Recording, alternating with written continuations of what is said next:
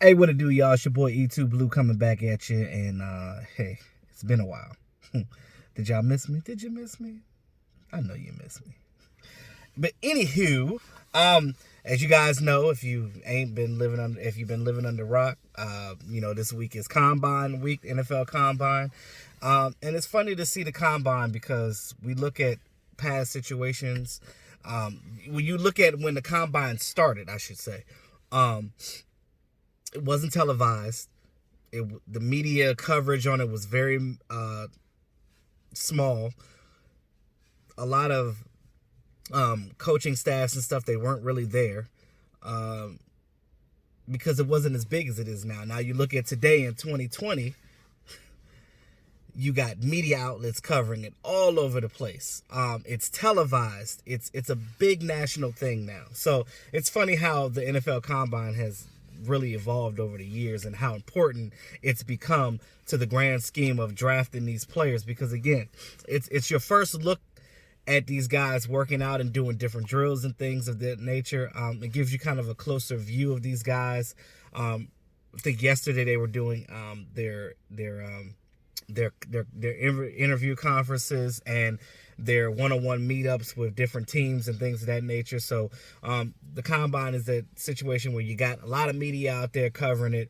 You got people doing their little draft shows and things of that nature, and you got the coaches and the coaching staff basically there talking to these players, trying to get a better understanding of these players before the draft comes. Now, it's one thing to see a guy on tape, but it's another thing to see a guy up close and sitting right in front of his face and say, hey, let me understand you as a person, as a man, not just as a football player, because again, football players are humans too. It's not like they're robots out there. They have regular lives. They have kids. They have wives. They have girlfriends. They got, all types of different situations going on in their life. They have people that die in their family just like everybody else. Nobody's immune to this. So when you have these sit downs, you kind of get a better understanding of how they are personally as an individual. So, and their background a little bit, because again, when you see how a player responds to certain things and you realize where they come from and a lot of things that happen in their childhood which affect them still today, you get a better understanding of that player, of that person, and that individual, so to speak. So now, as we go forward, Mike McCarthy, he spoke at the Combine. I think it was it today or yesterday? I think it was yesterday. Yeah, it was yesterday he spoke. So I'm a day late on stuff. I had been having a lot going on, so I'm just running around doing things. But I'll tell you one thing. I really like. The more and more I hear Mike McCarthy talk, the more respect I have for him, the more I like about him. I've always liked him as a coach. I watched him a little bit when he was a coach at Green Bay. Just seeing the things that he did over there. Now, granted, his relationship didn't go so well with A-Rod, but, I mean, it is what it is. Him and Aaron Rodgers, they had their thing, whatever. Aaron Rodgers wanted it his way, blah, blah. Sometimes when the coach is at a place too long, sometimes the same thing gets a little stale sometimes. So sometimes you got to switch things up. Now, we know that very well with the Dallas Cowboys because we had Jason Garrett. Now that Jason Garrett is not here anymore, we got a brand new coach. Not only do we have a new coach, but the whole damn staff is pretty much different. I mean, the only two people that are there are Kellen Moore and Doug Nussmeier. That's all you got. I think the only two people that I'm sad that's gone is John Kitna and Gary Brown. Those are really the only two people that I'm sad that are gone, because I really like Gary Brown as a running backs coach. But I think they almost did an even trade, if not a little better, with Skip Pete. If you know, Skip Pete was the Dallas Cowboys running back in 2012 when Marion Barber was here, when we had Felix Jones and the beginning of DeMarco Murray's career. So, he has chemistry with the Cowboys. He's been there before. He knows what he's doing. So, he did go to the Rams. He went to some other teams as well. But he did his little world tour, and then he came back to the Dallas Cowboys. So how about that? Now, as far as the staff goes, and like I told you guys before, building this draft board is really going to be hard. And because we really don't know what this coaching staff really wants. Now we have a better idea of what they're looking for because they've been talking in their individual in interviews, and I'll get into that in just a second. But as we go forward, now before I start talking about Mike McCarthy, I got to clarify this Dak Prescott thing. Now, those of you that listen to these talking heads and listen to some of the crap that they're saying, it's like it gets old, man. Like, you get tired of talking about the same things over and over again. It's like this contract stuff. It's like blah, blah, blah. Look, everybody's talking about Dak Prescott and what he's worth and this and that. One thing that you guys have to understand about the business side of football is this. It's not about what Dak Prescott is worth. It's about what the market is going to pay him. Because I guarantee you right now, if the Dallas Cowboys did some cockamamie, stupid stuff, like decide to let him go, because, he is a free agent. So this whole trading thing, I don't know why people keep saying, trade Dak. Well, he doesn't have a contract. You can't trade a guy that's a free agent. Come on now, think. Use your noggin. I know you're smarter than that. But anywho, if you let Dak go in free agency, I guarantee you he's going to get at least $37 million from a team, because there's a lot of teams out there that are suffering for quarterbacks. And there's some of you guys out here that are simple enough to just, and don't get me wrong. I value all of your opinions. I really do. But I'm just saying, to the point of, the shit that makes sense is what I'm spitting to you right now. Dak Prescott is still in his young career, mind you. And with all the years of under Jason Garrett and that mediocre stuff that they were doing before, he still prevailed. He still won games. He still showed up on the stat board. You know what I mean? Like, because if Dak was trash, he wouldn't have even done what he did. I mean, you look at his stats to Tony Romo's stats at this same point in their career, Dak Prescott was killing Tony Romo. But when you guys try to compare guys, you can't compare a guy that's already done with his career as opposed to somebody that's not even just now, not even a quarter of the way into his career. You see what I'm saying? So you look at that situation and what he's done in 4 seasons, it's not that bad. You know what I mean? Like, guys like Pat Mahomes and stuff like that, yeah, he was drafted higher. Yeah, he's a better quarterback. Yeah, he was on a better team. A better coached team. So when you evaluate Dak Prescott, don't look at just what he does individually. You look at the whole board. Because I'm going to tell you what Dak needs to work on. He does need to work on his mechanics, and he has gotten better since his rookie year. Because if you look at his feet, and there's videos out there of it, you look at his feet, he's been setting his feet better. He's been throwing the ball better. He's been using more of that hip, i.e. the Dak dance. That's where that came from. He was learning more to use his body to throw the ball instead of just your arm. You have to use your whole body when you throw a ball. It's not just your arm. It's like a fulcrum. You gotta launch that thing. And it takes certain people different time at different levels to learn different things. Everybody learns differently. But Dak Prescott is a guy that he's a coachable guy. He's a humble guy. He's gonna listen to his coaches, and he's gonna do what it needs to be done to win. First of all, he's a leader. He's a natural leader. That part you can't teach. There's quarterbacks out here that, like Jay Cutler, that's just out there. They're not leaders. They're not vocal. They don't do anything. But as I said in videos in the past, as we compare Dak to these other guys, I'm really not trying to compare Dak to a guy that's better than him, because he's already better than him. But what I'm saying about the Dallas Cowboys quarterback is the simple fact that he's got growth ability there. The fact that he threw for almost 5,000 yards with Jason Garrett's offense is phenomenal to me. Despite of the fact that his wide receivers dropped the ball. Yes, he threw the ball low sometimes. Yes, he threw the ball too high sometimes. Yes, he threw the ball behind the receiver sometimes. And you know what? Those are mistakes, and those are mechanics that can be fixed. Tom Brady has thrown 5 interceptions in the game. Matter of fact, he's done it twice in his career. So no quarterback is perfect. So if you're expecting perfection, that's not going to happen. But if you look at what we have with Mike McCarthy and what he plans to do with Dak Prescott, because he loves Dak Prescott, that's a no-brainer. You're not going to give up Dak to bring who?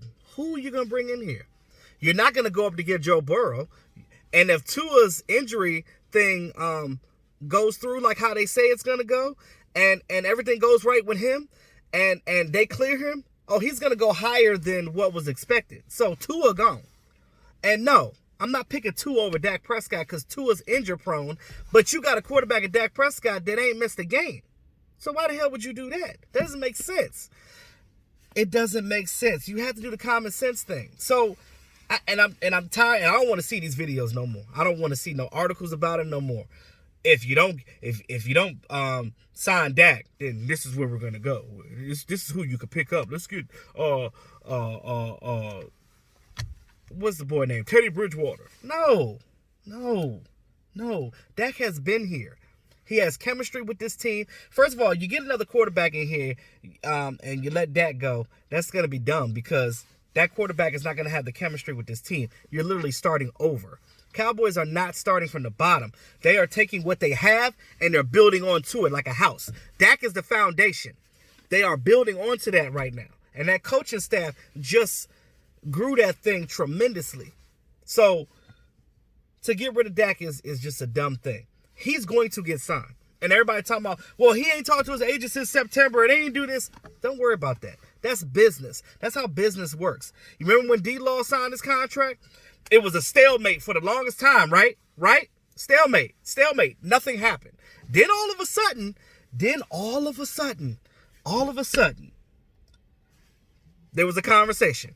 They came in, and within 36 to 48 hours, he signed that contract. That same damn thing is going to happen with Dak Prescott, so don't worry. Mike McCarthy wants his quarterback, and he just said that basically he's handling the business side of it. He says, I can't wait to work with Dak. Dak is going to be elite under me. Basically, in so many words, that's what he was saying. So, Dak can get to that point. Dak can win you games. And under the right tutelage, i.e. Mike McCarthy, I believe he's going to do great things. And a lot of people that are hating Dak right now are going to eat crow for that when they see how well Dak Prescott does under a different coaching staff. Because I tell you guys, coaching matters. It really does. And for somebody like me that's played football, I know coaching matters. Because you can have a talented roster, but if you don't have a coaching staff to guide them, you're not going to bust a damn grape anywhere. That's why the Patriots win every year, even with different players. Because the coaching staff knows what they're doing. How about that, guys? All right. Now that's over with.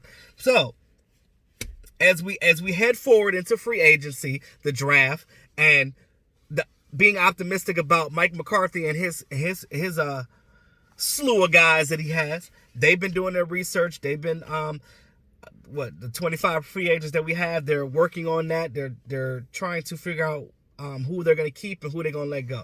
Now, one thing's for sure is Dak Prescott is your quarterback. Amari Cooper is going to be your wide receiver. And he also said that he wants Randall Cobb back because he sees that chemistry between him and Dak, and he wants his guy here. So those of you that love Randall Cobb like I do and want him back, you can pretty much guarantee that he's going to be back too. So you know that. So what we don't know is Byron Jones. Now, we heard Stephen Jones talk, and Stephen Jones kind of was like, oh, he had a great run. When you say a player had a great run, that means that you're done with him. But I look at it like this. My personal opinion about Byron Jones, yeah, he didn't get interceptions, but this is a solid guy. This is the type of cornerback that you know that's going to get the job done. So you need a solid guy. Now, is he worth $16 million a year? I don't think so. Maybe 13, maybe 12. But if he goes into free agency, you overpaying free agents. That's how free agency works. So he's gonna get paid. But the problem is I don't want him to go into the division because the Eagles need cornerbacks bad. You guys seen it. You guys seen how trash their secondary was. Hell, they brought back Orlando Scandrick not once but twice. So look at it like that. Look at it like from that standpoint. So that's all I'm saying. But listening to Mike McCarthy talking at the combine, really said a lot of things for me. It's gonna help me a little bit in my draft when I put my draft board together and do my mocks and everything like that. But this is the thing. We already know how stubborn this old staff was with Marinelli and on defense. Now, we didn't value the defensive tackle. We didn't value safety. But in this draft, in 2020 draft, I believe that the Cowboys are going to, and you can go back to this video when draft time comes, when we're in Vegas talking about it. Look, the defensive tackle, they're gonna get them a defensive tackle, because when Mike McCarthy looks at that tape from last year and the year before, and he sees C.J. Anderson, what's the dude from Green Bay?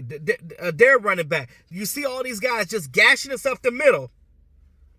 He's like, nah, we got to get a big fat refrigerator body in there. See, Marinelli was gun-ho on the small athletic guys. Now, Mike McCarthy basically is saying, you fit your scheme to the players that you have. And that is a breath of fresh air to hear that, because this stubbornness that we had with the old staff on offense and defense pissed me off, because you got these talented players, but you don't change up the scheme to what they play. This is why Dak couldn't succeed. This is why Ezekiel Elliott's numbers were up and down and back and forth and upside down and I. You know what I'm saying? So then you look on defense and you're like, okay, well, we're not getting goddamn interceptions, but we got players to do it. Byron Jones is a solid guy still. Cheeto, Jordan Lewis. I think he led the team in interceptions. Jeff Heath at one point in time was getting multiple interceptions in a year. They just weren't getting the turnovers this year like they're supposed to, like they were before. So I think that with this defense now, it's going to be predicated on getting the guys to play up to their level. And that is the recipe for success. When you play your guys to their strengths, you're going to win. And that's it.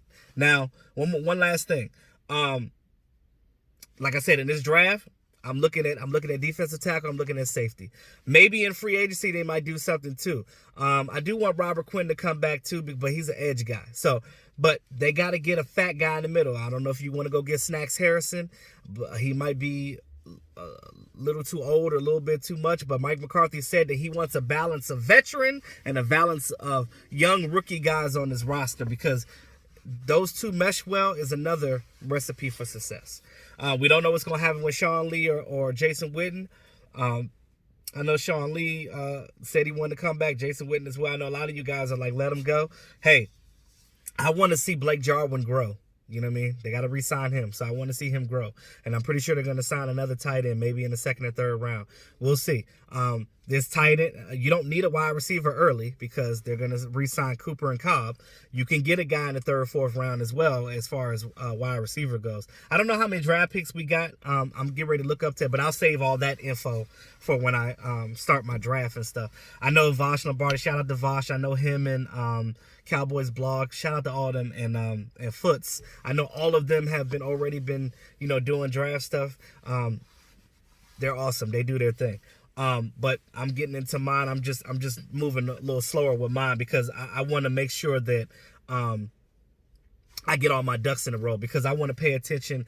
I want to not necessarily be accurate, because you can't be accurate because it's the draft. Everything changes. People trade and all that stuff. I just want to make sure that I have a better understanding of what this staff is looking for, so I can base my draft off of what I think this team is going to do on a realistic standpoint. But that's all I got for right now, guys. Let me know what you guys think about everything going forward, what your expectations for this offense is and this defense for next year. Are you happy about Mike McCarthy?